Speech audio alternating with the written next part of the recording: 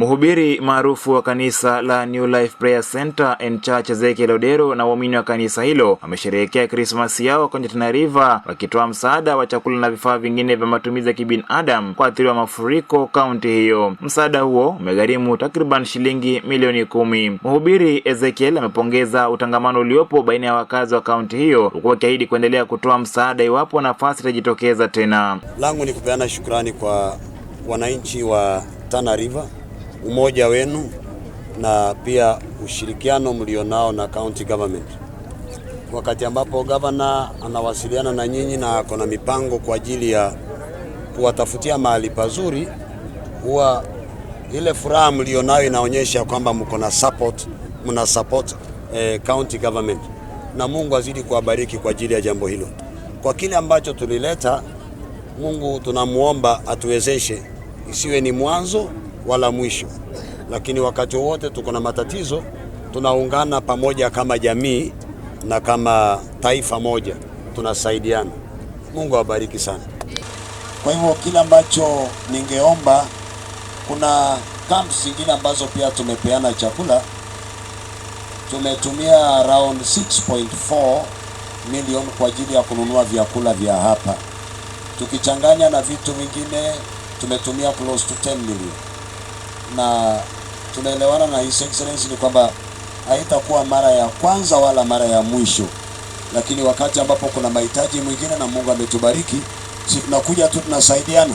Bali na msaada wa chakula, Gavana Tana River Odero amepokeza shilingi 500,000 kusaidia kuhamisha vituo vya mafunzo ya chekechea katika maeneo salama ili wanafunzi walio kwenye kambi za kimbizi kuendelea na masomo shule zinapofunguliwa Januari. Odero ameshukuru New Life Prayer Center kwa ukarimu kwa watu wa Tana River. Kwanza tuko hapa kama county government ya Tana River, tumesema hatuendi likizo kwa sababu jukumu tulilonalo limekuwa kidogo an upgrade of normal.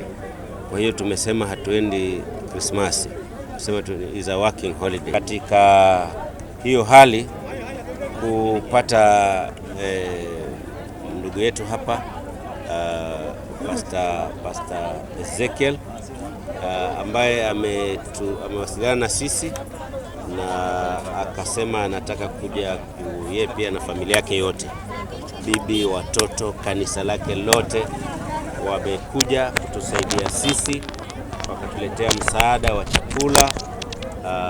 Pia ametubariki na hela shilingi 500,000 za kusaidia kumove one of the ECDs kutoka kule ilikuwa tuweze kuenda kuiweka sehemu za juu hapa, pia kwa sababu ya watu wengine ambao wanataka kutusaidia. Mtumishi hapa leo ametupatia pesa shilingi 500,000 kusaidia kutoa ECD moja.